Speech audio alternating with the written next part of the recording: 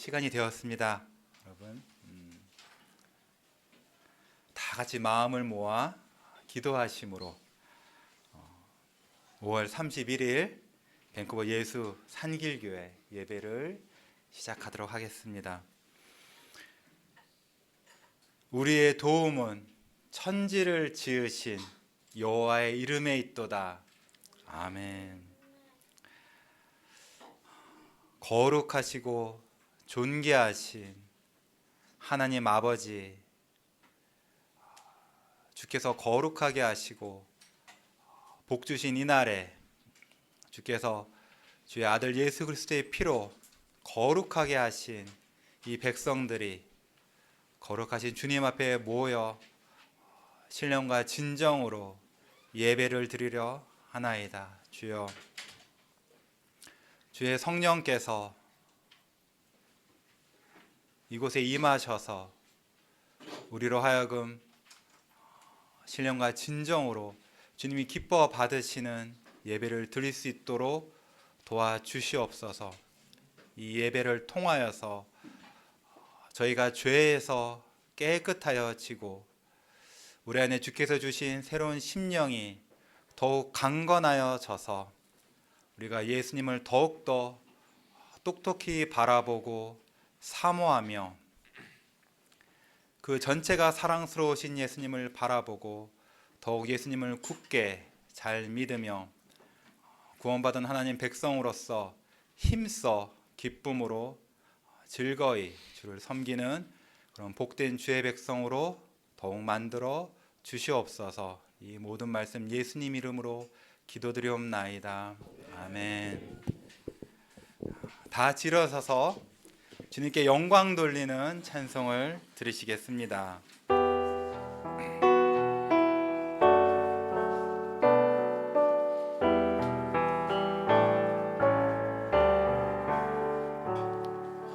왕 되신 주 다 찬양하여라.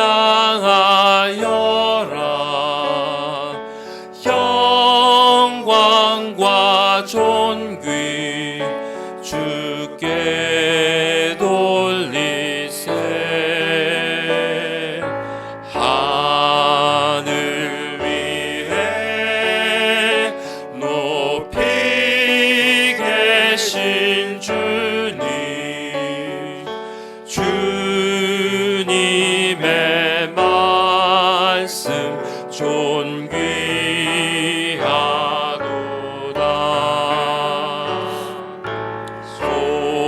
소망의 주 다 찬양하여라.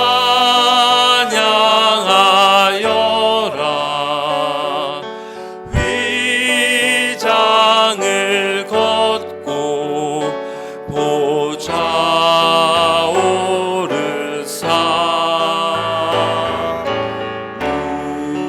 우리 위해 중보 되신 주님, 날마다 은혜 부어주시나.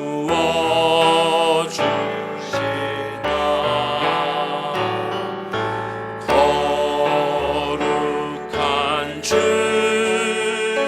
다 경배하여라.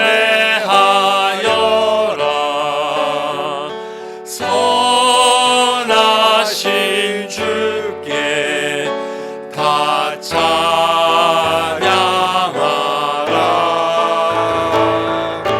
천사들도 다 경배하여라.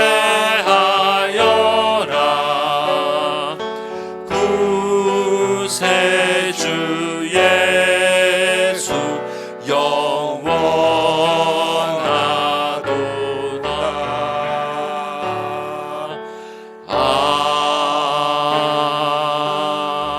아멘. 사도신경으로 우리의 신앙을 다 함께 고백하겠습니다. 전능하사 천지를 만드신 하나님 아버지를 내가 믿사오며 그 외아들 우리 주 예수 그리스도를 믿사오니 이는 성령으로 잉태하사 동정녀 마리아에게 나시고 본디오 빌라도에게 고난을 받으사 십자가에 못 박혀 죽으시고 장사한 지 사흘 만에 죽은 자 가운데서 다시 살아나시며 하늘에 오르사 전능하신 하나님 우편에 앉아 계시다가 저리로서 산자와 죽은 자를 심판하러 오시리라. 성령을 믿사오며 거룩한 공회와 성도가 서로 교통하는 것과 죄를 사하여 주시는 것과 몸이 다시 사는 것과 영원히 사는 것을 믿사옵나이다. 아멘. 십계명 다 함께 낭독하겠습니다. 하나님이 이 모든 말씀으로 말씀하여 이르시되 나는 너를 애굽 땅 종되었던 집에서 인도하여 낸 내 하나님 여호와니라. 제1은 너는 나 외에는 다른 신들을 내게 두지 말라. 제2는 너를 위하여 새긴 우상을 만들지 말고 또 위로 하늘에 있는 것이나 아래로 땅에 있는 것이나 땅 아래 물속에 있는 것에 어떤 형상도 만들지 말며 그것들에게 절하지 말며 그것들을 섬기지 말라. 제3은 너는 내 하나님 여호와의 이름을 망령되게 부르지 말라. 제4는 안식일을 기억하여 거룩하게 지키라. 제5는 내 부모를 공경하라. 제6은 살인하지 말라. 제7은 간음하지 말라. 제8은 도둑질하지 말라. 제9는 내 이웃에 대하여 거짓 증거하지 말라. 제10은 내 이웃의 집을 탐내지 말라. 자, 이제 자리에 앉으셔서 우리 자신을 이 하나님께서 주신 거룩하고 의롭고 신령한 이 율법에 비추어 보며 주님께 나아가는 회개의 찬송을 드리려 합니다.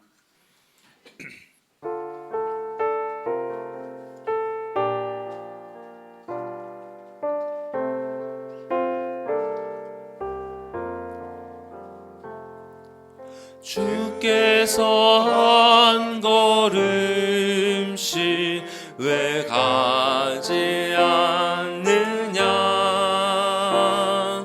내 죄를 자복하고 그 앞에 나가라. 한 걸음씩 한 걸음씩 주께 나오라. 주님께 아뢰이면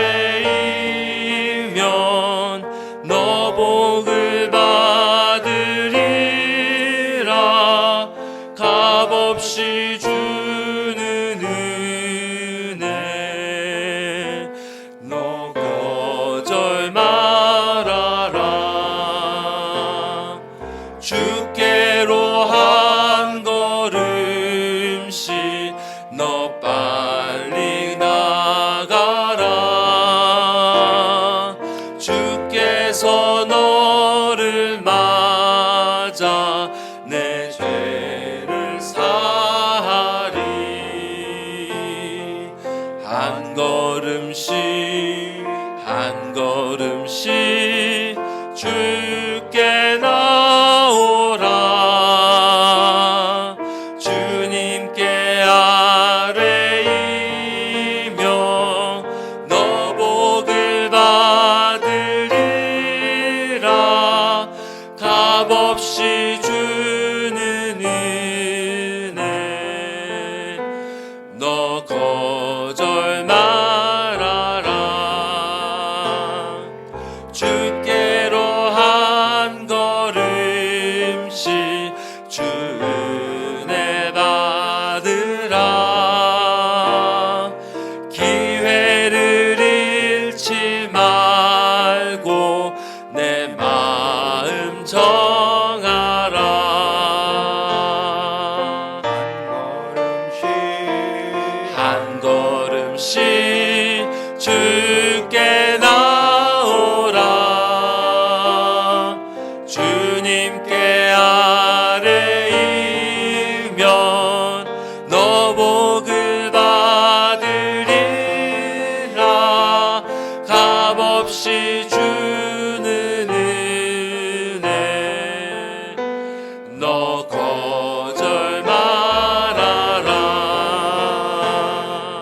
주께로 한 걸음씩 곧 와서 아뢰라.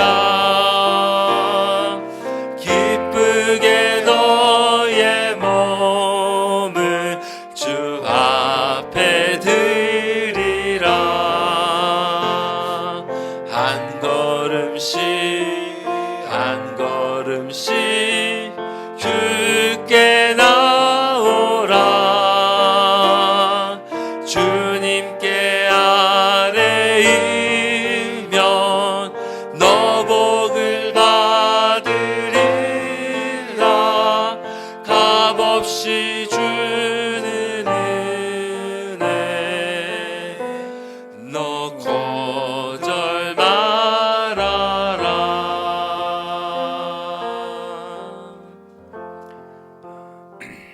주께서 죄를 용서하시는 우리 구주 예수 그리스도께서 우리 모두를 주 앞에 나오라고 부르십니다. 우리가 겸손한 마음으로 정직한 마음으로 주께 나와 우리의 모든 죄를 자복할 때 우리를 모든 죄에서 속하기 위하여 십자가에서 죽으신 그 예수 그리스도의 보혈만을 의지하여서 담대히 하나님의 은혜의 보좌로 나올 때 주께서는 우리의 죄가 아무리 크다 하더라도 주님의 그 크신 자비와 은혜와 긍휼과 사랑을 따라 예수 그리스도께서 십자가에서 이루신 그 큰 공로를 따라 우리를 모든 죄를 다 용서하여 주시고 우리를 새롭게 하여서 더 이상 죄를 짓지 않는 거룩한 주의 백성으로 삼아 주실 것입니다. 이 은혜를 굳게 믿고 또 주께서 나를 부르시는 줄로 굳게 믿고 다 함께 주 앞에 나의 죄를 자복합시다. 주여 주여 주께서 나를 죄 용서로 은혜로운 삶으로 불러주시니 내가 비록 죄가 많으나 용기를 내어서 담대함을 얻어서 주께 나와 나의 죄를 자복하나이다. 내가 주께서 말씀하신 그 계명을 알고서도 주께서 하란 것들을 하지 않고 주께서 금하신 것들을 내가 하였음을 주께 자복하노. 또한 내가 게을러서 주의 말씀을 잘 듣지 않아서 주의 율법을 알지 못하여서 범한 그 죄가 많음도 주 앞에 고백하나이다. 주여 내가 나의 죄로 말미암아 주 앞에 얼굴을 붉히우며 나의 모든 자만과 교만을 끊고 또한 나 앞에 모든 나의 자신을 부끄럽게 여기며 주 앞에 나왔사옵니다. 내가 감히 거룩하신 주 앞에 설 수 없고 주 앞에 고개를 들 수 없고 주 앞에 아무런 말도 할 수 없으나 주께 자비하심과 주 용서하심과 긍휼이 있음을 알고 주 앞에 나옵니다. 주께서 주의 성령을 나에게 부어주사 나의 죄를 깨닫게 하여 주시옵시고 주님이 얼마나 거룩한 분인지를 알게 하여 주시옵시며 그런 주 앞에 내가 아무것도 자랑할 게 없음을 알게 하여 주시옵소서. 하지만 내가 주 앞에 용서를 구하올 때 주께서 나를 진정 깨끗이 씻으시고 나를 주와 함께 거룩한 백성으로 만들어 주실 줄을 믿사오니 주여 주여 나의 죄를 용서하여 주시고 주의 크신 은혜를 따라 나를 맑게 씻어 주시옵소서.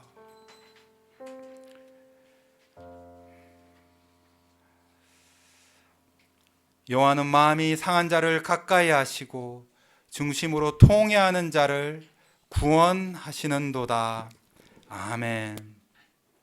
하늘에 계신 우리 아버지여, 이름이 거룩히 여김을 받으시오며 나라에 임하오시며 뜻이 하늘에서 이루어진 것 같이 땅에서도 이루어지이다. 오늘날 우리에게 일용할 양식을 주시옵고 우리가 우리에게 죄를 사여 준 것 같이 우리의 죄를 사여 주시옵고 우리를 시험에 들게 하지 마시옵고 다만 악에서 구하시옵소서. 나라와 권세와 영광이 아버지께 영원히 있사옵나이다. 아멘. 주님 앞에 감사하는 찬송을 올리겠습니다.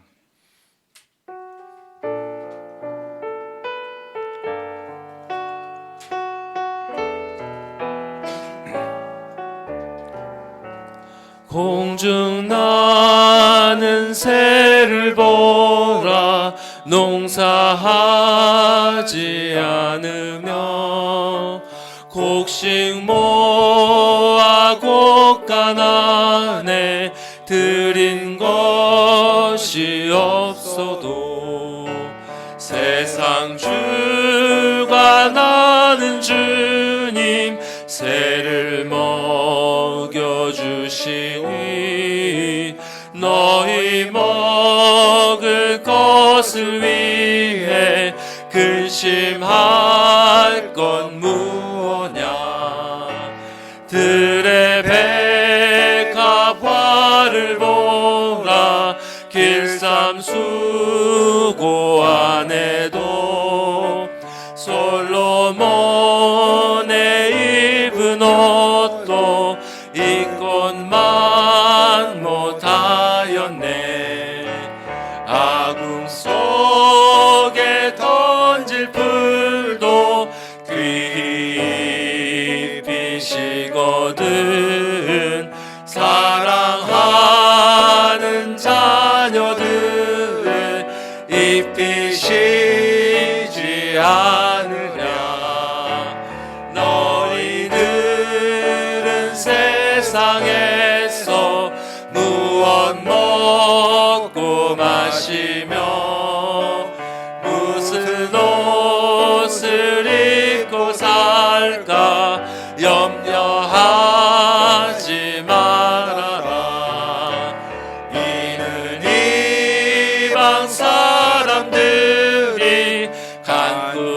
간구하는 것이요 너희 하늘 아버지는 너희 쓸 것 아신다 너는 먼저 주의 나라 그의 의를 구하면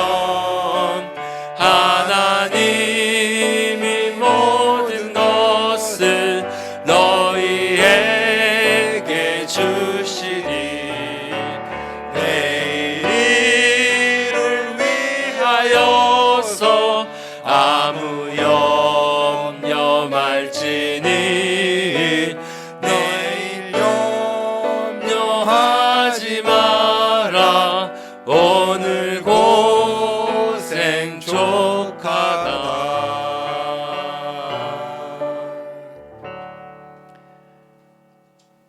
교독문 제 15번 시편 27편 말씀 교독하시겠습니다.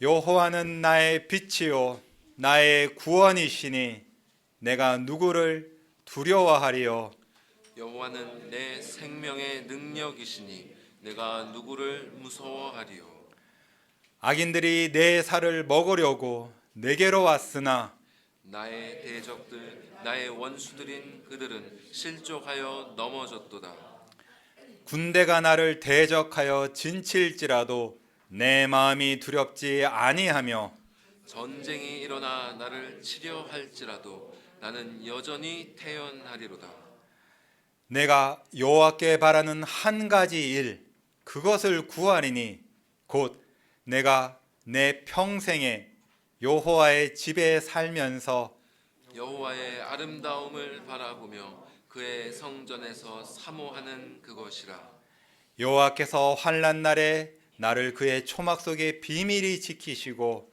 그의 장막 은밀한 곳에 나를 숨기시며 높은 바위 위에 두시리로다 이제 내 머리가 나를 둘러싼 내 원수 위에 들리리니 내가 그의 장막에서 즐거운 제사를 드리겠고 노래하며 여호와를 찬송하리로다. 아멘. 이정진 집사님께서 예배를 위해 기도하실 때 다 같이 한 마음으로 기도하시겠습니다. 사랑과 은혜가 풍성하신 주님, 지난 한 주간도 우리의 삶을 지켜주시고 오늘 복된 예배의 자리로 인도해 주심에 감사드립니다. 하나님께서 우리를 죄와 비참한 상태에 버려두지 않으시고 구속자이신 주 예수 그리스도를 보내주심에 감사드립니다. 오직 하나님의 영원한 아들이신 예수님이 십자가에서 흘리신 보혈로서 우리가 감히 누릴 수 없는 참된 평안과 영원한 구원을 허락해 주시니 참으로 감사합니다. 우리의 삶이 나을 것이 아니요 오직 주님이 주권 안에 있음을 고백합니다.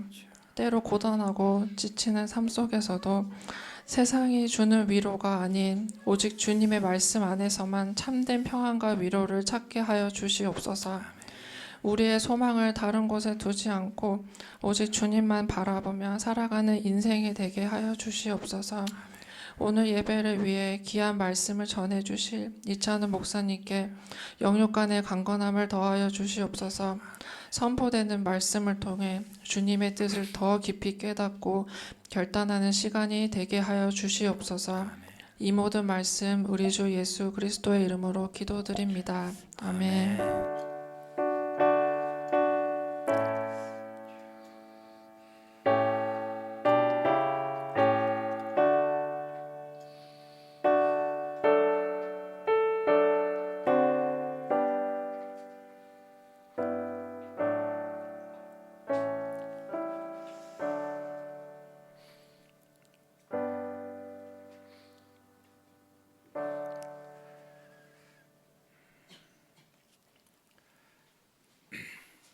하나님께서 오늘 저에게 주신 거룩하시고 모하신 말씀은 사사기 17장 1절부터 13절 말씀입니다. 제가 봉독하도록 하겠습니다. 에브라임 산지에 미가라 이름하는 사람이 있더니 그의 어머니에게 이르되 어머니께서 은 1,100을 잃어버리셨으므로 저주하시고 내 귀에도 말씀하셨더니 보소서 그 은이 내게 있나이다. 내가 그것을 가져갔나이다 하니 그의 어머니가 이르되 내 아들이 여호와께 복받기를 원하노라 하니라. 미개가 은 1,100을 그의 어머니에게 도로 주매 그의 어머니가 이르되 내가 내 아들을 위하여 한 신상을 새기며 한 신상을 부어 만들기 위해 내 손에서 이 은을 여호와께 거룩히 드리노라. 그러므로 내가 이제 이 은을 내게 도로 주리라. 미가가 그 은을 그의 어머니에게 도로 주었으므로 어머니가 그 은 200을 가져다 은 장색에게 주어 한 신상을 새기고 한 신상을 부어 만들었더니 그 신상이 미가의 집에 있더라. 그 사람 미가에게 신당이 있었으므로 그가 에봇과 드라빔을 만들고 한 아들을 세워 그의 제사장으로 삼았더라. 그때 이스라엘에 왕이 없었으므로 사람마다 자기 소견에 옳은 대로 행하였더라. 유다 가족에 속한 유다 베들레헴에 한 청년이 있었으니 그는 레위인으로서 거기서 거류하였더라. 그 사람이 거주할 곳을 찾고자 하여 그 성읍 유다 베들레헴을 떠나 가다가 에브람 산지로 가서 미가의 집에 이르매 미가가 그에게 묻되 너는 어디로부터 오느냐 하니 그가 이르되 나는 유다 베들레헴의 레위인으로서 거류할 곳을 찾으러 가노라 하는지라. 미가가 그에게 이르되 내가 나와 함께 거주하며 나를 위하여 아버지와 제사장이 되라. 내가 해마다 은열과 의복 한 벌과 먹을 것을 주리라 하므로 그 레위인이 들어갔더라. 그 레위인이 그 사람과 함께 거주하기를 만족하게 생각하였으니 이는 그 청년이 미가의 아들 중 하나같이 됨이라. 미가가 그 레위인을 거룩하게 구별하매 그 청년이 미가의 제사장이 되어 그 집에 있었더라. 이에 미가가 이르되 레위인이 내 제사장이 되었으니 이제 여호와께서 내게 복 주실 줄을 아노라 하니라.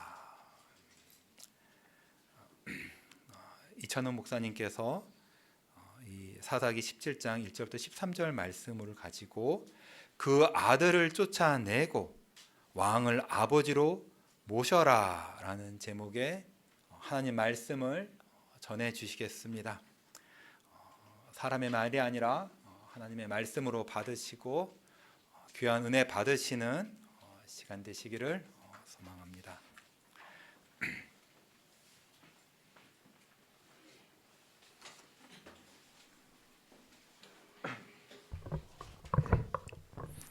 예, 오늘은 사사기 17장의 내용으로 말씀 나누겠습니다.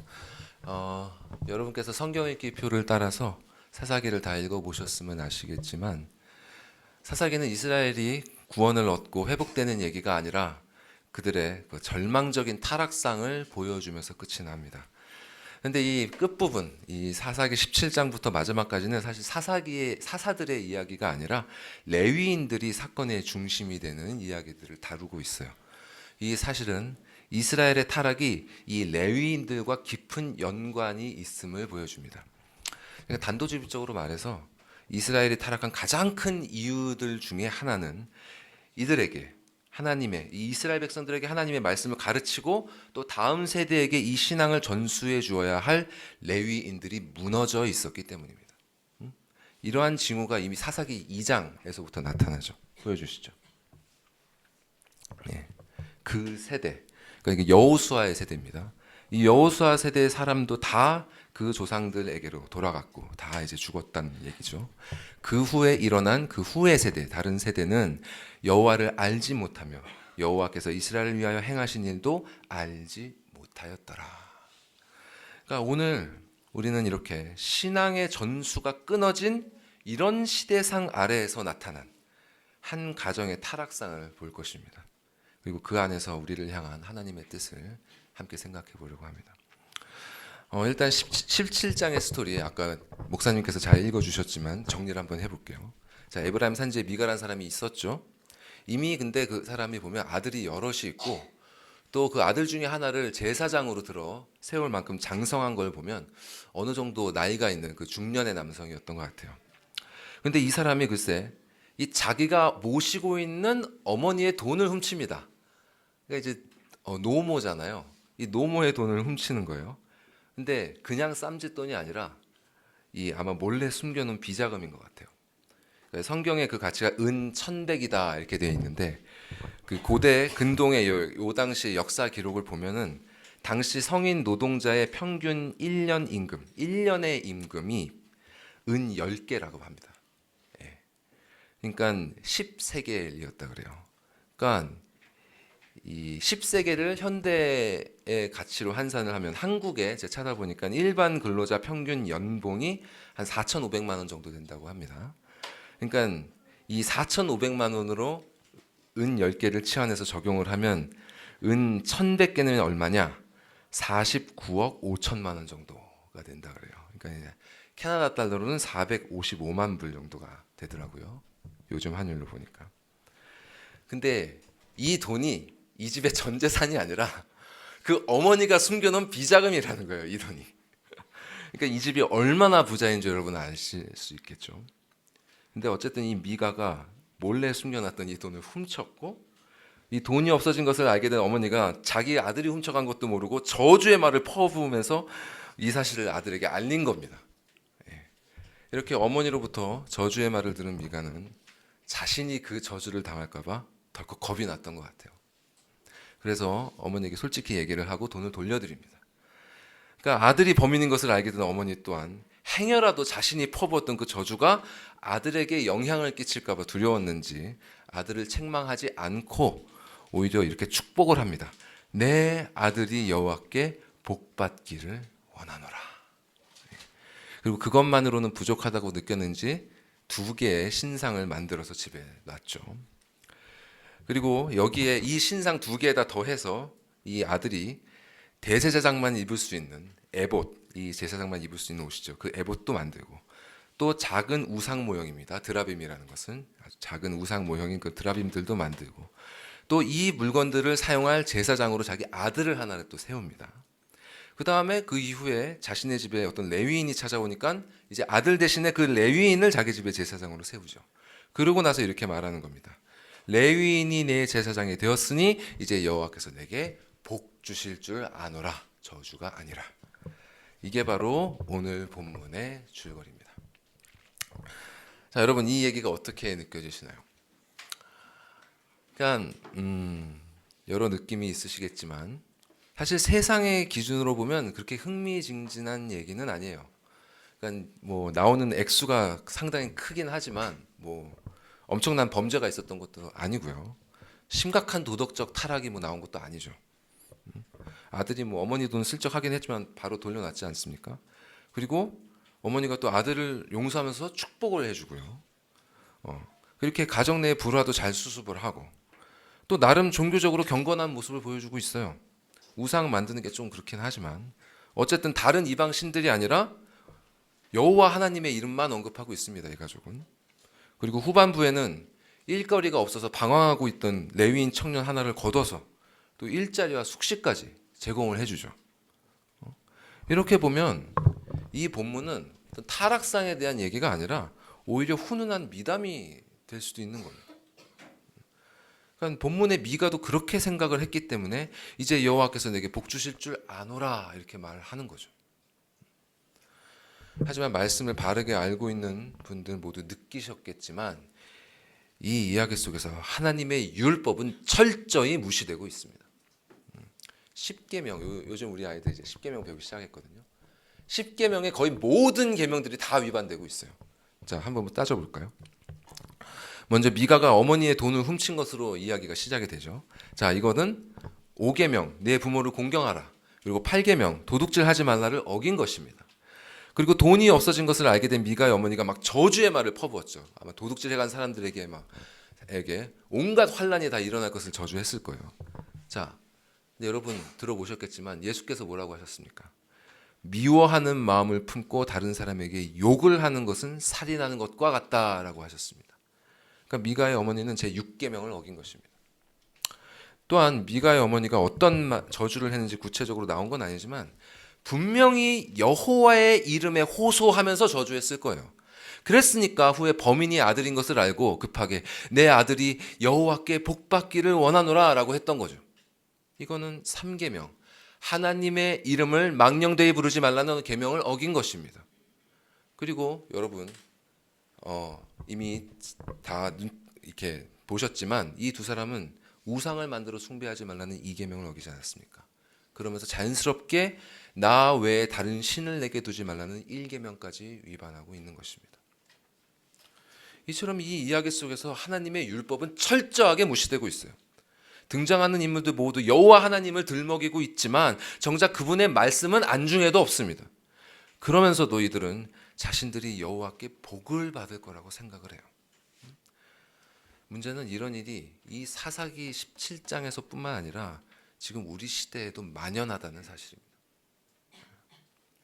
이 수많은 교회와 가정들이 하나님을 믿는다, 우리 교회 나간다, 우리 신앙인이다 라고 하면서도 정작 그분의 말씀에는 관심이 없고 자기 소견에 옳은 대로 살아가고 있어요. 그것이 바로 사사기라는 이 거울을 통해 보게 되는 우리의 민낯인 것입니다. 이 모습을 보는 게 정말 힘듭니다. 하지만 그것이 얼마나 악하고 미련한 모습인지를 알아야 진실로 가슴을 치면서 그리스도께 돌아가는, 회심하고 회개하는 그런 은혜가 가능한 것입니다. 그래서 좀 더 자세하게 이 거울에 비친 우리의 모습을 살펴보도록 하겠습니다. 자, 미가의 어머니를 한번 다시 볼게요. 자, 이 어머니가 여러 가지 잘못을 했지만 이 본문 속에서 그녀가 저지른 가장 치명적인 잘못이 뭘까요? 가장 치명적인 잘못. 그것은 죄를 지은 자기 아들에게 말씀으로 훈계하지 않았다는 것입니다. 하나님께서는 부모들에게 반드시 자녀들을 말씀으로 가르치라고 엄중히 명하셨습니다. 여러분 이미 신명기 읽어보셨잖아요. 정말 거듭거듭 이에 대해서 강조하십니다. 그런데 미가의 어머니는 그러지 않았을까요? 왜 이 어머니는 아들의 죄를 지적하고 훈계하지 않았을까요? 여러 가지 이유가 있겠지만 근본적인 이유 중에 하나는 이 불편한 상황, 이 상황에 맞닥뜨리는 것을 어떻게든 회피하려는 어리석은 성향이 그녀에게 있었기 때문입니다. 이런 분들 많죠. 근데 사실 누구나 이렇게 불편한 상황을 피하려는 경향이 있어요. 그래서 해야 할 일을 하지 않고 또 해야 할 말을 하지 못하죠. 특히 이 본문의 상황처럼 다른 사람에게 이 어려운 말을 해야 하고 또 그로 인해 불편한 관계가 될 것 같으면 갖은 핑계를 대면서 끝까지 그 상황을 피하려는 사람들이 있습니다. 그들은 이런 일을 가능한 한 미룰 수 있을 때까지 미루다가 시간이 해결해 줄 것을 기다리다가 그래도 안 되면 정말 오만 핑계를 대면서 다른 곳에 책임을 전가하려고 해요. 자, 이런 심리의 기저에는 뭐가 있을까요? 두려움입니다. 두려움. 자기 자신이 비난의 대상이 되는 거. 또 자신의 치부가 다른 사람 앞에 드러나는 것을 어떻게든 피하려 하는 거죠. 결국 무엇을 두려워하는 것입니까? 사람을 두려워하는 것입니다. 사람. 근데 재미있는 건 정작 이 사람들은 사람은 그렇게 두려워하면서도 하나님은 두려워하지 않아요. 사람들의 시선은 그토록 따갑게 느끼면서도 모든 것을 보고 계시는 하나님의 시선은 느끼질 못합니다. 그렇기 때문에 그들은 보이지 않는 하나님보다 눈앞에 보이는 다른 것들을 더 두려워하는 것입니다. 이것이 바로 뭐겠어요? 이게 불신앙입니다. 다른 게 불신앙이 아니에요. 이게 불신앙입니다. 이렇게 회피의 기저에는 두려움이 있고 두려움의 바탕에는 하나님에 대한 불신앙이 있는 것입니다. 그래서 이렇게 스스로 믿음이 있다고 하면서도 실상 불신앙 가운데 있는 사람들은 하나님을 속이는 것을 두려워하지 않아요. 이것이 바로 미가의 어머니가 행한 일이었습니다. 그래서 3절에 이렇게 말하죠.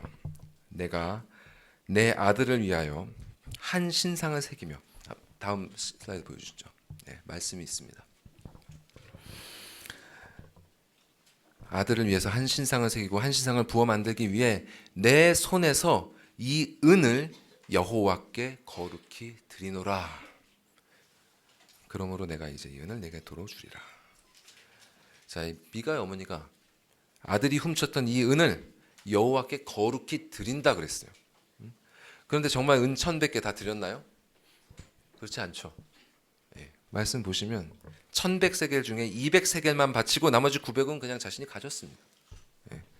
자신이 퍼부은 저주가 아들에게 쏟아지는 것은 막아야 했기 때문에 하나님께 이 은을 다 드린다 이렇게 말은 했는데 정작 다 바치는 것은 아까우니까 일부를 덜어내서 눈가림만 한 거죠. 이런 짓은 실로 하나님을 모독하고 기만하는 행위입니다. 성경에는 이런 일로 인해서 하나님께 죽임을 당한 사람들의 얘기가 종종 나와요. 대표적으로 구약에는 아간이라는 사람이 있죠. 아간. 예. 여리고성에서 이스라엘 백성들이 영광스러운 승리를 거두지 않았습니까?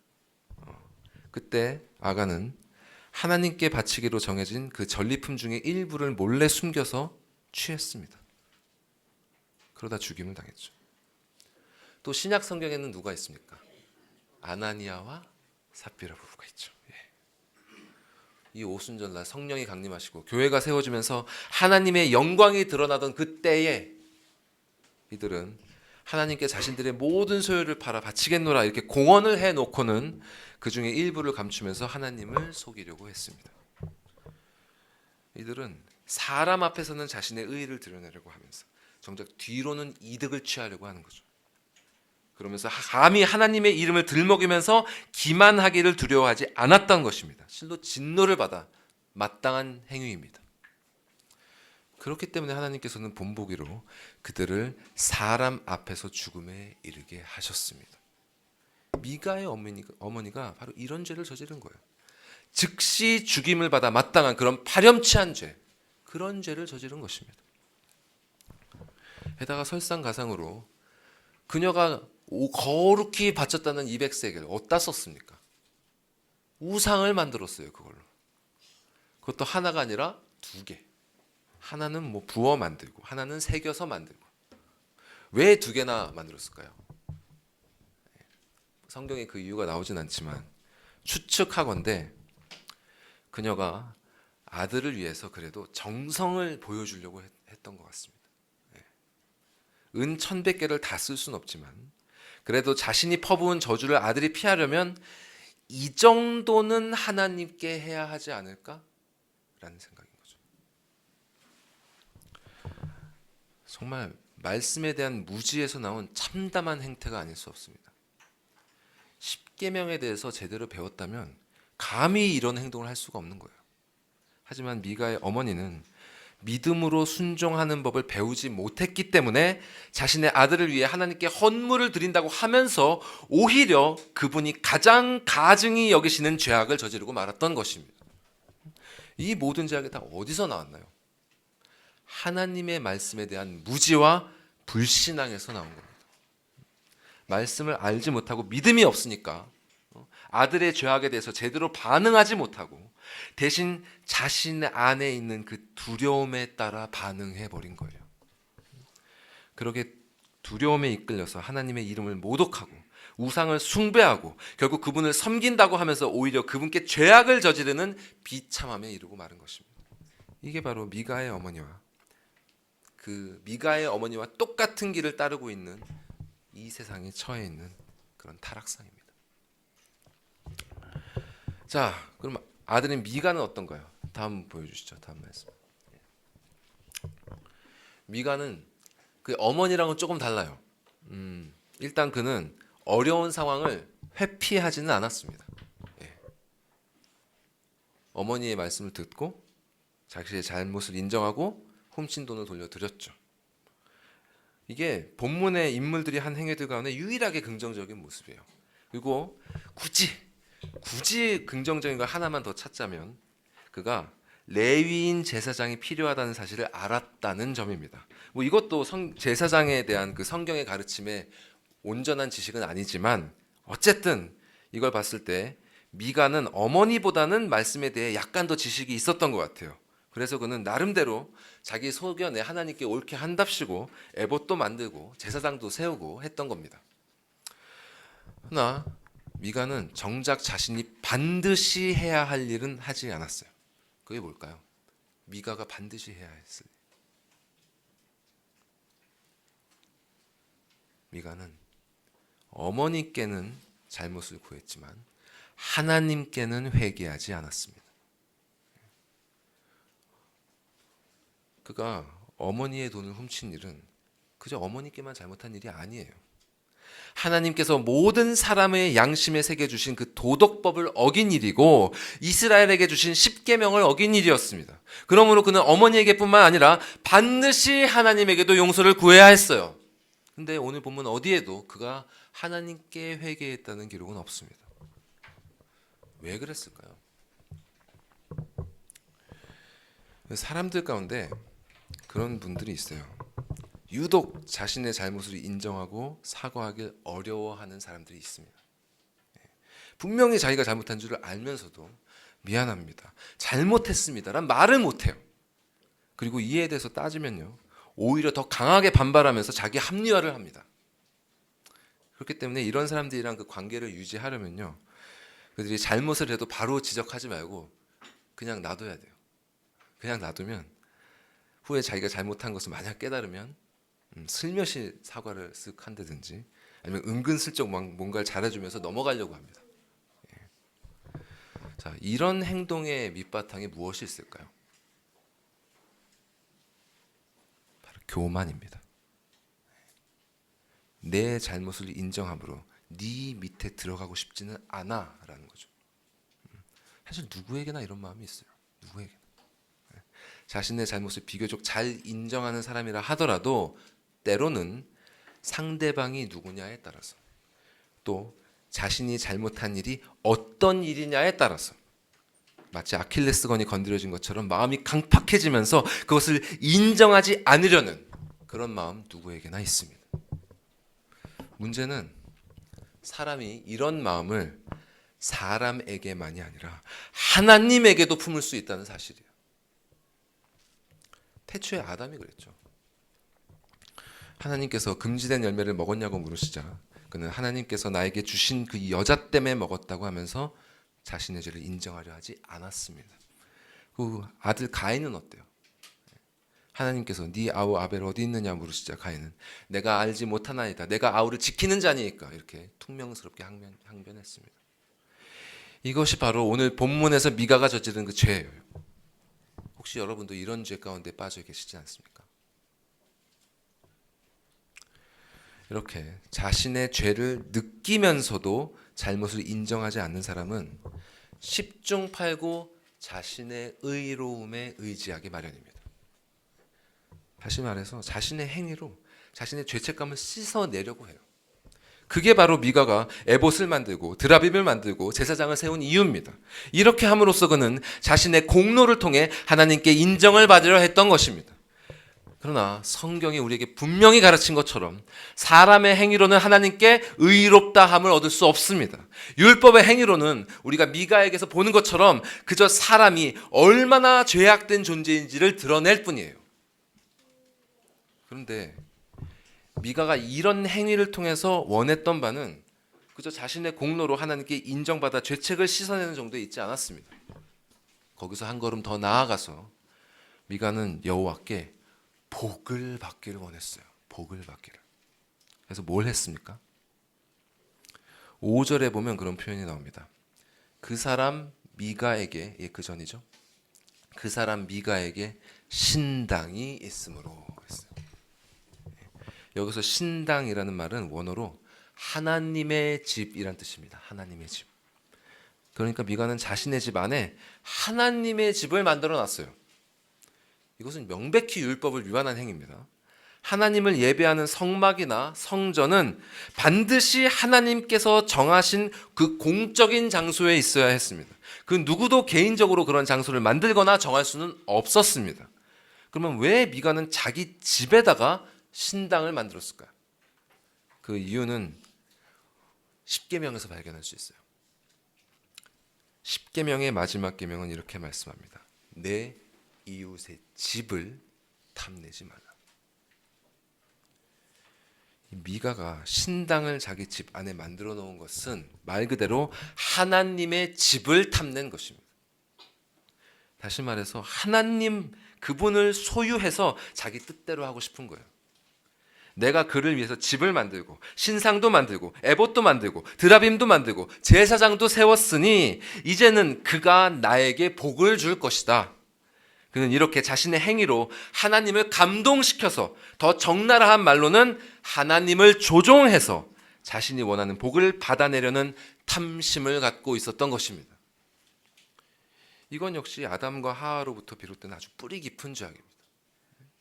그들은 뱀의 말을 듣고 자신들도 하나님만이 갖고 계셨던 선악을 아는 지혜를 소유하길 원했죠. 그 지혜를 소유함으로 자신들도 하나님처럼 되어서 그분이 창조하신 아름다운 동산, 그분의 집, 그것을 자신의 것으로 삼고자 했던 것입니다. 이 세상 온갖 종교들에서 우상을 만드는 이유가 바로 이런 욕망에서 비롯된 거예요. 신성, 그 신성을 내가 인식할 수 있는 수준으로 끌어내리고 그리고 내가 통제할 수 있는 수준으로 만들고 그것을 내 소견에 옳은 행위들로 조종해서 이 신성으로부터 합당한 보상을 얻어내는 것. 이것이 바로 죄로 타락한 모든 인간에게 남겨져 있는 부패한 종교적 본성입니다. 우리 모두에게 이런 본성이 있어요. 모두에게. 심지어 신의 존재를 믿지 않는 무신론자들에게도 이렇게 부패한 종교성이 살아 움직이고 있습니다. 왜냐하면 모든 사람은 본능적으로 자신이 신이 아님을 알기 때문이에요. 이 사실을 애써 외면하지 않아도 모든 사람은 살아가면 살아갈수록 자신의 삶이 내 뜻대로 가지 않는다는 것을 알게 됩니다.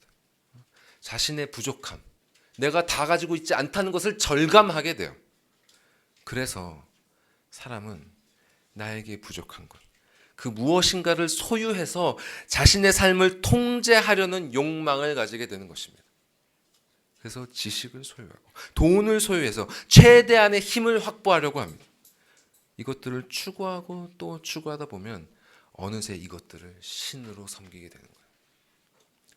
그래서 어떤 사람에게는 능력이 신이 되고 어떤 사람에게는 돈이 신이 되고 어떤 사람에게는 외모가 신이 되는 것입니다.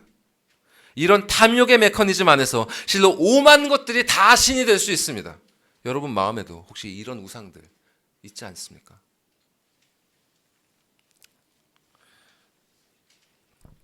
이렇게 항변하는 사람들도 있어요. 나는 어느 것도 소유하려 하지 않는다. 나는 그런 방향을 거부한다. 그러면서 내려놓는 길을 추구한다고 하는 사람들이 있습니다. 그래서 이 사람들은 어떤 외부의 거를 통제하려는, 그런 집착하려는 그 마음을 초월해서 자유로운 그런 무소유의 경지에 이르려고 해요. 그래서 명상도 하고 기도도 하고 수련하는 것이죠. 그런데 사람은 실은 이러한 무소유라는 그런 경지마저도 소유하려 하는 것, 그것이 바로 타락한 인간의 피할 수 없는 본성인 것입니다. 이렇게 세상 사람들뿐만 아니라 크리스천들도 이 문제에서 전혀 자유롭지 못해요. 그저 교회 문턱만 드나드는 그런 사람만이 아니라 열심을 가지고 신앙생활을 하는 사람들 중에도 이런 문제에 빠져 있는 사람들이 허다합니다. 성경에 그런 사람의 대표적인 예시로 등장하는 게 바로 복음서에 나오는 부자 관리죠. 이 사람은 스스로 모든 계명을 지키고 있다고 자평을 합니다. 그러자 예수님께서는 너의 소유를 다 팔아서 가난한 자들에게 주고 너는 나를 따르라고 하셨죠. 그래서 이 말씀을 들은 부자 관리가 근심하며 떠나갔다고 기록합니다. 여기서도 우리는 탐심의 문제, 소유의 문제를 보는 것이죠. 이 부자 관리는 세상의 재물도 소유했을 뿐만 아니라 하나님의 계명을 지키는 스스로의 의로움도 소유했어요. 이제 그는 예수님을 통해서 자신이 영생도 소유했음을 확인받길 원합니다. 하지만 예수님께서는 그가 움켜쥐고 있는 재물을 내려놓으라고 하시고 대신 당신을 따르라고 말씀하셨습니다. 이는 그에게 이렇게 명하시는 것과 같아요. 너 자신에 대한 주권을 포기해라. 그리고 그것을 나에게 주라. 그리하면 내가 너를 영생의 길로 인도하리라. 여러분, 우리에게 필요한 것이 이것입니다. 우리에겐 무소유가 필요한 게 아니에요. 내려놓음이 필요한 게 아닙니다. 물론 내려놔야죠. 움켜쥐고 있던 죄 내려놔야 되고 붙잡고 있던 우상 버리는 거 필요합니다. 그러나 거기에서 그치는 것이 아니라 우리는 이렇게 내려놓은 빈손을 가지고 예수 그리스도를 붙잡는 믿음으로 나아가야 합니다. 왜 예수 그리스도야 하는가? 하나님께서는 그분 외에 구원을 얻을 다른 이름을 주지 않으셨기 때문이에요. 그분 외에 사람들이 붙잡고 의지하는 다른 모든 것들은 미가의 우상들과 같이 헛되이 사라져버리는 존재들이기 때문입니다. 하나님께서 모세에게 분명히 말씀하셨습니다. I am who I am. 나는 스스로 존재하는 자니라. 그 어느 것에도 의존하지 않으시고 홀로 자존하시는 유일한 존재. 그런 존재는 오직 여호와 하나님밖에 없다고 성경은 증언합니다. 이분만이, 오직 이분만이 우리가 영원토록 의지할 수 있는 유일한 분인 것입니다. 그래서 우리는 이분을 믿고 의지하는 것을 배워야 돼요. 우리가 매주 교회에 나오는 이유가 바로 이걸 배우기 위해서입니다. 예수님께서 부자 관리에게 가르치시려 했던 것도 이것이고요. 돈을 의지하지 말고 자기의 의를 의지하지 말고 오직 성자 하나님이신 그분만을 의지하기를 가르치려 하셨던 것입니다. 그런데 부자 관리도 본문에 나오는 미가와 그의 어머니도 이 진리를 배우지 못했어요. 그들은 자신들의 필요를 하나님이 아닌 다른 것으로 채우려 했습니다. 여러분, 아무리 다른 것으로 채우려 해보십시오. 헛될 뿐입니다.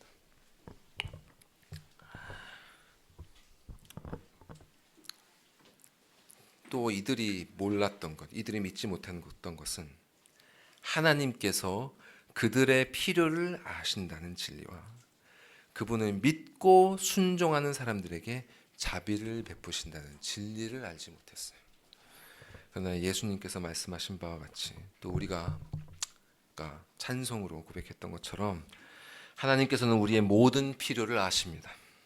우리에게 먹을 것과 입을 것이 필요한 줄 아십니다.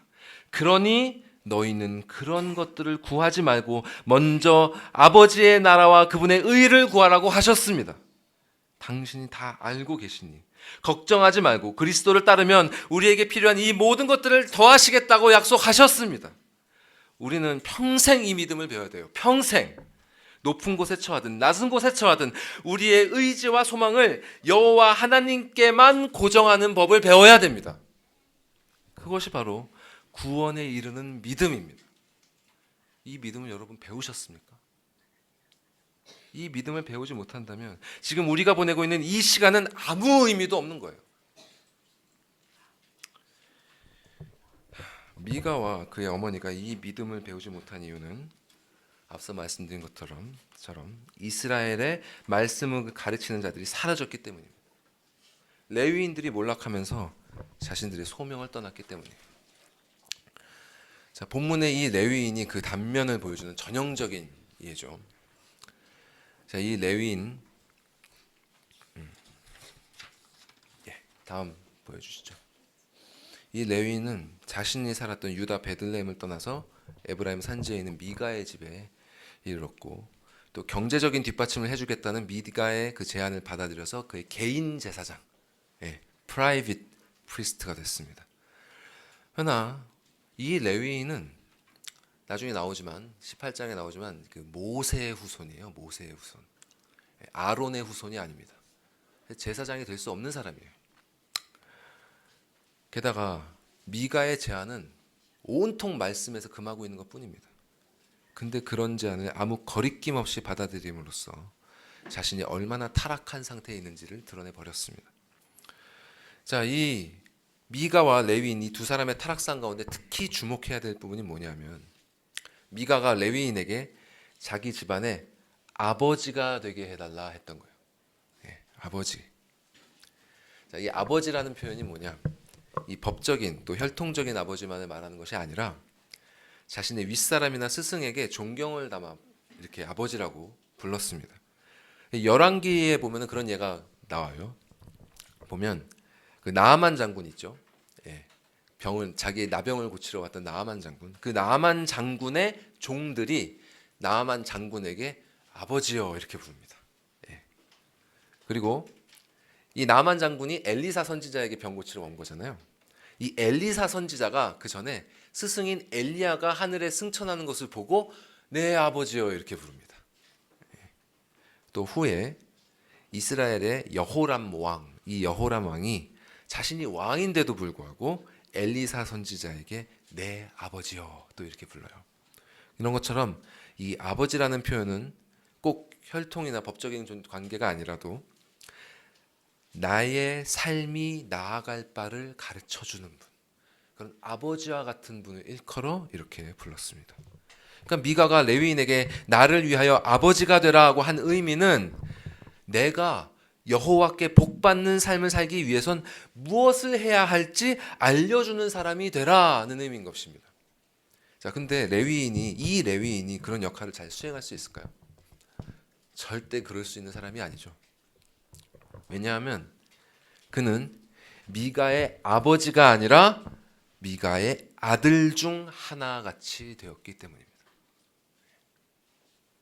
하나님의 말씀보다 미가가 주기로 약속했던 그런 보상을 더 사랑한 사람이에요. 그렇기 때문에 개인이 만든 그 신당에서 우상들 그리고 불법적으로 제작한 그 에봇을 가지고 섬기는 일을 전혀 대수롭지 않게 여겼던 것이죠. 우상 숭배자인 미가의 그 아들과 같이 되어서 부자인 그의 식탁에서 먹고 마시는 것에 만족했습니다. 이 세속적인 표현으로 미가의 개가 된 것입니다. 요즘에도 그런 종교인들이 많이 있죠. 이렇게 하나님의 아들이 아니라 세상의 아들이 된 자가 그 입술로 무슨 말을 할까요? 당연히 세상이 듣기 원하는 말을 하는 겁니다. 이런 자를 아들로 둔 미가는 어떻게 생각합니까? 하나님 앞에서 자신의 처지가 어떤 상태인지도 모르고 흡족해하면서 자신이 여호와께 복을 받을 것이다 이렇게 믿고 있는 거예요. 이런 레위인과 같은 자들에 대하여 하나님께서는 예레미야 선지자를 통해서 이렇게 경고하셨습니다. 보여주시죠. 함께 이 말씀 같이 읽어볼까요? 시작. 만군의 여호와께서 이와 같이 말씀하시되 너희에게 예언하는 선지자들의 말을 듣지 말라. 그들은 너희에게 헛된 것을 가르치나니 그들이 말한 묵시는 자기 마음으로 말미암은 것이요 여호와의 입에서 나온 것이 아니니라. 항상 그들이 나를 멸시하는 자에게 이르기를 너희가 평안하리라 여호와의 말씀이니라 하며 또 자기 마음이 완악한 대로 행하는 모든 사람에게 이르기를 재앙이 너희에게 임하지 아니하리라 하였느니라. 여러분, 이런 말을 하는 자들 조심하십시오. 온라인에서 뭐 유명하다고 말씀 가르친다고 이런저런 하는 분들 참 많은데 훌륭한 분도 있지만 조심하십시오. 여러분 안에 불신앙으로 말미암은 두려움이 있고 또 죄를 인정하지 않으려는 그런 교만함이 여전히 있음에도 불구하고 너희가 평안하리라, 너희가 형통하리라, 너희에게 은혜가 있으리라고 말하는 그런 자들 경계하십시오. 그런 자들이 바로 예수께서 말씀하신 삭군 목자들입니다. 그들은 그저 돈을 받고 양치다가 이리가 나타나면 양을 버리고 달아나 버려요. 마치 사사기 18장에서 단지파의 위협을 받은 레위인이 미가의 집을 버리고 떠나버린 것처럼 말입니다. 그들은 자신들의 안위를 위해 뒤도 돌아보지 않고 자신이 양육하던 사람들을 내버립니다. 이런 자들의 말을 따르는 건 마치 맹인이 맹인의 뒤를 따르는 것과 같다는 사실. 그래서 결국 둘 다 구덩이에 빠진다는 사실을 여러분 잊지 마시기 바랍니다. 이런 눈먼 자들이나 이런 삭군들과 달리 하나님의 참된 선지자는 세상이 듣기 원하는 소리가 아니라 그들이 반드시 들어야만 하는 메시지를 외칩니다. 그들은 두려움 때문에 회피하지 않고 말씀의 권위에 무릎을 꿇으면서 하나님의 자녀가 반드시 들어야만 하는 참된 교리를 선포합니다. 그래서 예레미야 선지자는 이어서 이렇게 외쳤습니다. 자, 함께 읽겠습니다. 시작. 보라, 여호와의 노여움이 일어나 폭풍과 회오리 바람처럼 악인의 머리를 칠 것이라. 여호와의 진노가 내 마음에 뜻하는 바를 행하여 이루기까지는 그치지 아니하나니 너희가 끝날에 그것을 완전히 깨달으리라. 아멘. 우리가 미가의 집안처럼 죄악의 길을 간다면 여호와의 노여움이 폭풍처럼 우리의 머리를 칠 것입니다. 죄악의 달콤한 메시지에 정신을 못 차리고 있는 우리의 머리를 내려쳐서 우리가 처한 참된 영적 현실에 눈을 뜨도록 하실 것입니다. 그리고 그분의 진노는 그분의 뜻을 이루기까지 결코 멈추지 않을 거예요. 그분의 뜻이 무엇입니까? 바로 그리스도의 복음을 끝까지 거부하는 자들에게는 그들을 진멸하심으로 당신의 공의로운 영광을 드러내심입니다. 또한 그리스도를 의지하도록 택하신 자들에게는 그들을 구원하심으로 당신의 헤아릴 수 없는 인자와 자비로운 영광을 나타내심입니다. 여러분, 끝날이 이르기 전에 이를 깨달으셔야 합니다. 끝날이 되어 깨달으면 늦습니다. 그때 뒤늦게 돌아오려 해봐야 소용이 없어요. 신랑을 기다렸던 처녀들 중에 게으른 자들 뒤늦게 기름을 준비했으나 결국 늦어서 잔치에 들어가지 못했습니다. 주인이 올 걸 준비하지 않았던 종들 결국 바깥 어두운데 내쫓김 당했습니다. 그 바깥 어두운 그곳에서 그들 모두 슬피 울며 이를 갈 것이라고 말씀하셨어요. 여러분 잘 들으십시오. 잘 들으십시오. 그날을 준비하기 위해, 그 끝날을 준비하기 위해 우리가 첫 번째로 해야 할 일은 이것입니다. 먼저 여러분이 집안에 들여놓은 그 아들을 내쫓으십시오. 그것이 무엇인지 전 모릅니다. 저는 몰라요. 하지만 여기까지 말씀을 들으신 여러분께 성령께서 양심을 통해 떠올리게 하신 무언가가 있을 것입니다. 지금은 떠올려지지 않는다고 하더라도 분명히 무엇인가를 알려주실 것입니다. 그것은 무엇이냐면 여러분이 하나님보다 더 두려워하는 거예요. 여러분이 하나님보다 더 사랑하는 거예요. 그리고 여러분이 이 끝날을 준비하는 데 있어서 안이하고 느슨하게 만드는 것입니다. 그 사람, 또 그 메시지, 그 마음, 무엇인지 모르겠지만 버리십시오. 그것이 유다 베들레헴에서 왔다고 해도 속지 마십시오, 여러분. 아무리 달콤한 것을 약속한다 하더라도 절대 여러분의 마음에 머물도록 허락하지 마시기 바랍니다. 그것이야말로 여러분의 영혼을 파멸로 이끄는 진정한 원수이고 매일매일 죽여서 처리해야 하는 쓰레기요 배설물과 같은 것입니다. 그런 것들에 미련을 두지 마십시오. 우리에게는 그런 입에 발린 소리를 하는 아들이 아니라 쓴 소리를 해주시는 아버지가 필요합니다. 우리가 마땅히 가야 할 바를 알려주시는 아버지, 들어야 할 그런 쓴소리 해주시고 죄악의 넓은 길로 빠질 때는 징계해 주시고 구원의 좁은 길로 애써서 갈 때에는 위로와 소망을 주시는 그 아버지가 필요합니다. 누가 우리에게 이 아버지의 역할을 해주시죠? 바로 그리스도 예수 우리 주님이십니다. 참된 레위인이시고 거룩한 마지막 대제사장이 되신 우리 주 예수 그리스도께서 십자가의 제물이 되어 신자의 모든 죄책을 대신 감당해 주시고 당신의 성령으로 신자의 마음에 역사하셔서 이 속에 깊이 박혀있는 온갖 죄악의 뿌리들을 제거하기 시작하십니다. 여러분 안에 하나님보다 더 두려워하는 것이 있습니까? 그것으로 인해 하나님과 사람을 기만하고 마땅히 가야 할 길을 회피하고 있지는 않습니까? 주님께 나아오십시오. 우리의 참된 목자가 되신 그리스도께서 지파기와 막대기로 우리를 안위하사 사망의 음침한 골짜기도 능히 지나게 하실 것입니다. 혹 여러분 안에 하나님보다 더 귀히 여기고 사랑하는 것이 있습니까? 그것으로 인해 하나님의 시선을 외면하고 또 탐내지 말아야 할 것을 탐내고 무엇인가 필요 이상으로 소유하려 하고 있지는 않습니까? 그런 분 역시 주님께 나아오십시오.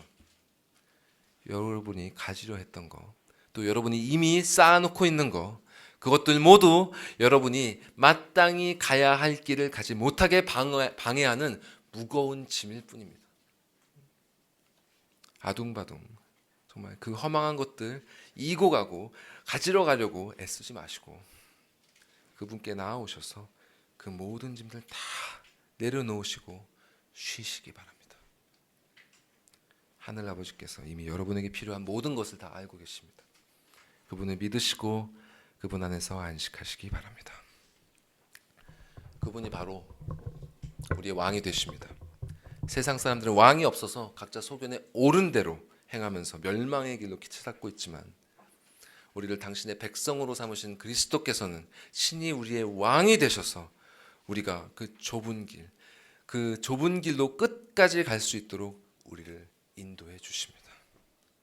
그래서 저 끝날 마침내 만나게 될 그 영광스러운 순간을 여러분 잊지 마시고 이 땅의 아들이 내던지는 그런 달콤한 궤변들 여러분 물리치시고요. 하늘의 아버지가 주시는 그 영생의 말씀만 의지하면서 묵묵히 구원의 길을 끝까지 걸어가시는 복된 성도들 다 되시기를 주님의 이름으로 축원합니다. 기도하시겠습니다.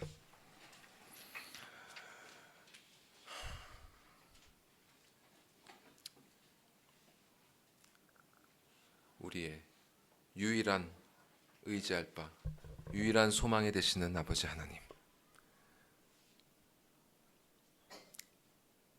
당신을 가장 두려워하고 경외하오며 당신을 가장 사모하고 즐거워하기를 원하나이다.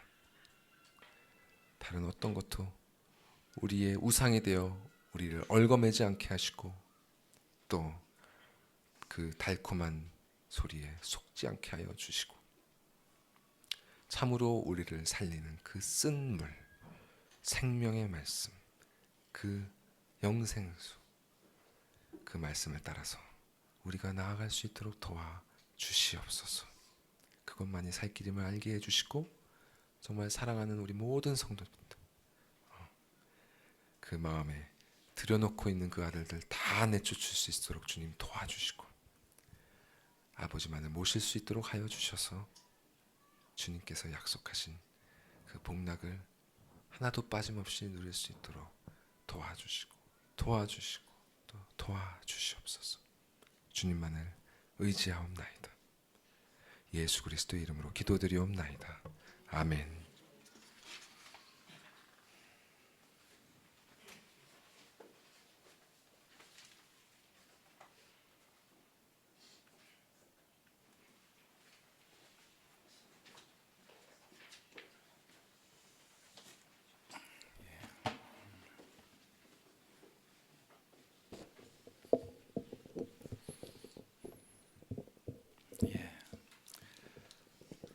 주신 말씀 기억하시면서 다 같이 일어나서 찬송 드리시겠습니다.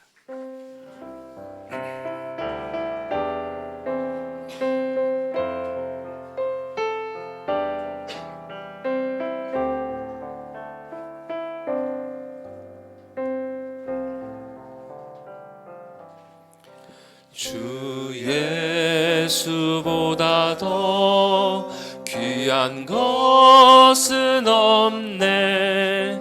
이 세상 부귀와 바꿀 수 없네. 영죽은 내 대신 돌아가신 그 놀라운 사랑 잊지 못해. 세상 즐거움 다 버리고 세상 자랑 다 버렸네. 주 예수보다 더 귀한 것은 없네. 예수밖에는 없네. 주 예수보다 더 귀한 것은 없네.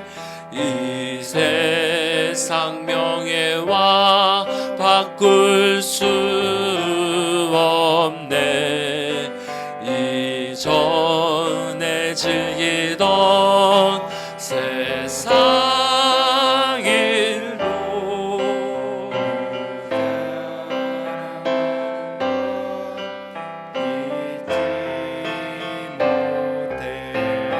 세상 즐거움 다 버리고 세상 자랑 다 버렸네.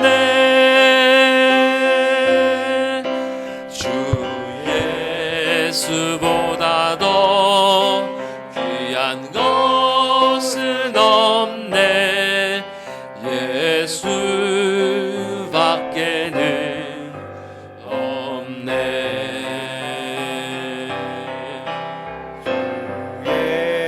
예수보다 더 귀한 것은 없네.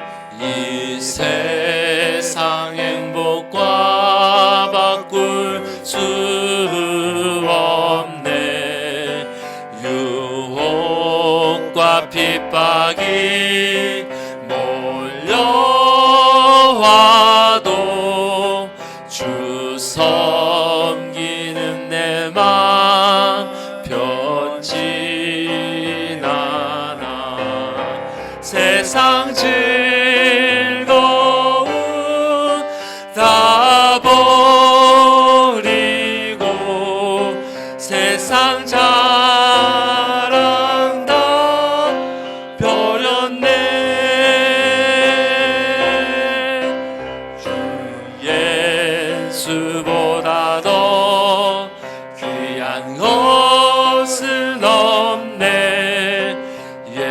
예수밖에는 없네.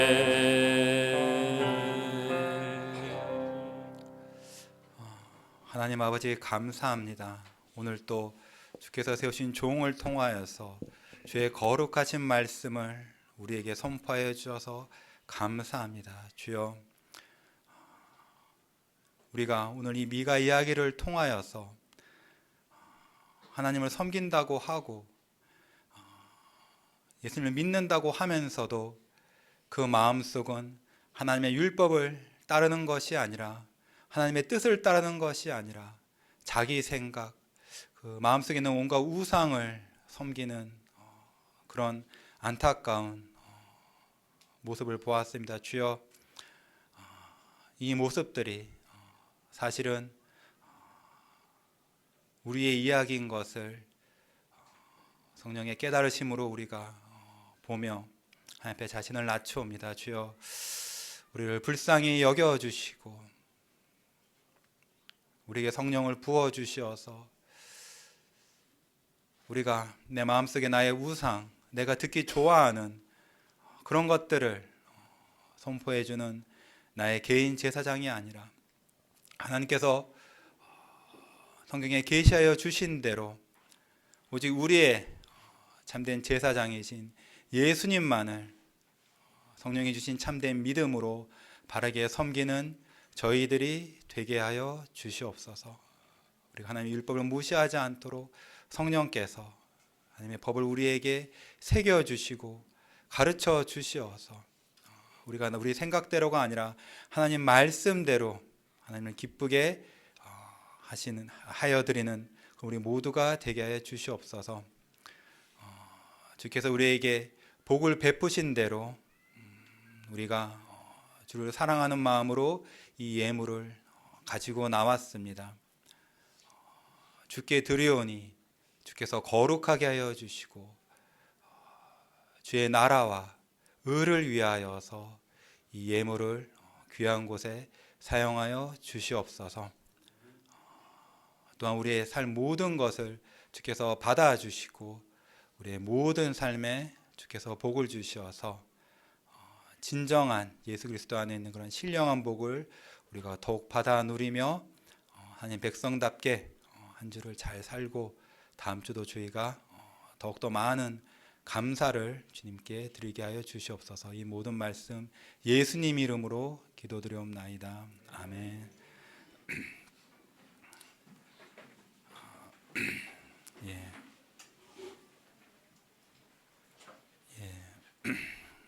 참으로 우리가 사사기를 읽을 때 참 진정한 왕이 없는 그런 이스라엘 백성의 참으로 안타까운 신앙의 모습들을 봅니다. 우리가 오늘 이 들은 말씀이 특별히 목사님 말씀하신 대로 우리가 하나님보다 더 두려워하고 하나님보다 더 사랑하는 그것들을 주께서 우리에게 더 분명히 보여주시고 우리가 그것을 용감하게 버릴 수 있는 그런 담대한 힘을 주님께서 우리에게 다 주시기를 우리가 간절히 바랍니다. 참으로 예수님 우리 마음의 왕으로 다스리셔서 참으로 우리의 모든 것이 우리가 주일날 교회에서뿐만 아니라 한 주간 학교에서, 가정에서, 직장에서, 사업체에서 온전히 예수님이 우리의 진정한 왕이심을 드러나는 그런 하나님 복된 백성이 다 되게 주님께서 복 주시기를 우리 간절히 소망합니다. 예, 이제 하나님께서 주시는 복을 받으시며 이 예배를 마치도록 하겠습니다. 주 예수 그리스도의 은혜와 하나님 아버지의 사랑과 성령의 교통하심이 너희 무리와 함께 있을지어다. 아멘.